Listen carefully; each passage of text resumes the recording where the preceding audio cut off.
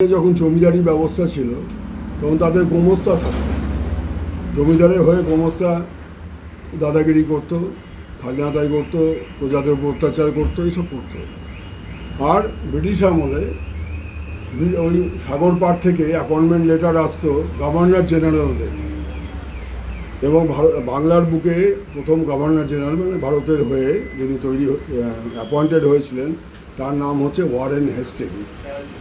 এবং তিনি এমন কুকীর্তি করলেন যে তার বিরুদ্ধে ব্রিটিশ পার্লামেন্টে ইমপিচমেন্ট হয়েছিল। এইসব তো পুরনো কথা, ইতিহাসের কথা, এগুলো কেউ আর জানেও না, মানেও না। কিন্তু এখন যে দিল্লির শাহেনশাহরা রয়েছেন তাদের আচরণটা ব্রিটিশ উপনিবেশিক যে শাসন তার চেয়েও ভয়ঙ্কর এবং খারাপ, রাজ্যপালের জন্য এবং রাজ্যের জন্য। কারণ কখন কোন রাজ্যপাল গোমস্তার মতো আসবে আর গোমস্তার মতো চলে যাবে নিজেও জানে না।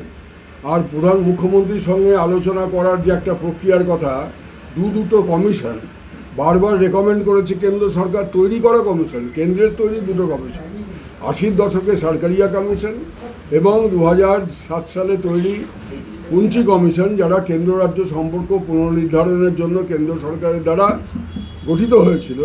তাদের সুপারিশ ছিল প্রথমত সরকারিয়া কমিশন, আমি এক লাইনে বলি, তারা বলছেন there should be a procedure of consulting the Chief Minister of the state, the Vice President of India and the Speaker of Lok Sabha in the process of appointing a governor. যেমন কিছু কিছু গুরুত্বপূর্ণ পদাধিকারীর ক্ষেত্রে এখনও নিয়ম আছে, লোকসভার বিরোধী দলনেতা, প্রধানমন্ত্রী, সুপ্রিম কোর্টের প্রধান বিচারপতি আগে ছিলেন, এরকম নিয়োগ প্রক্রিয়ার ক্ষেত্রে একটা প্যানেল হবে, সেই প্যানেলকে ওরা খতিয়ে দেখে তাদের চূড়ান্ত মতামত দিয়ে একটা কাউকে অ্যাপয়েন্টমেন্ট করবেন।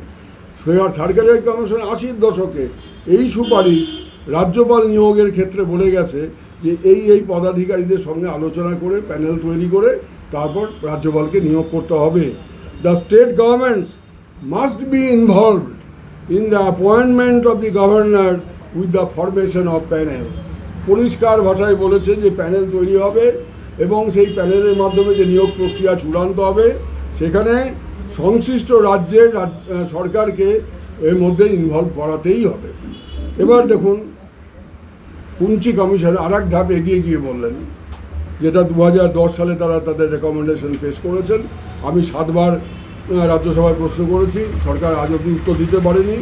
সেখানে বলছে governor must be appointed, may be appointed, must be appointed after consultation with the chief minister of the state concern.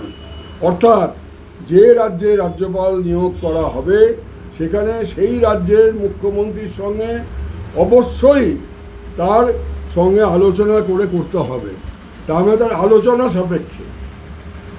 সুতরাং মুখ্যমন্ত্রীর সঙ্গে আলোচনা তো দূরের কথা, প্রায় খবরের কাগজে যেমন আমরা শুনলাম ব্যাপারটা সেরকমই খানিকটা। উনি নিয়োগ করে দিলেন দিল্লির শাহেনশাহ, করে দিয়ে তারপরে একটা ফোন করে সৌজন্য দেখাচ্ছেন যে আমি অমুককে আপনার রাজ্যের জন্য গভর্নর তৈরি করে দিয়েছি, বানিয়ে দিয়েছি। আর যিনি গভর্নর ছিলেন তিনিও জানেন না যে তার পত্রপাঠ বিদায় সমাগত, উনি জানতেন না।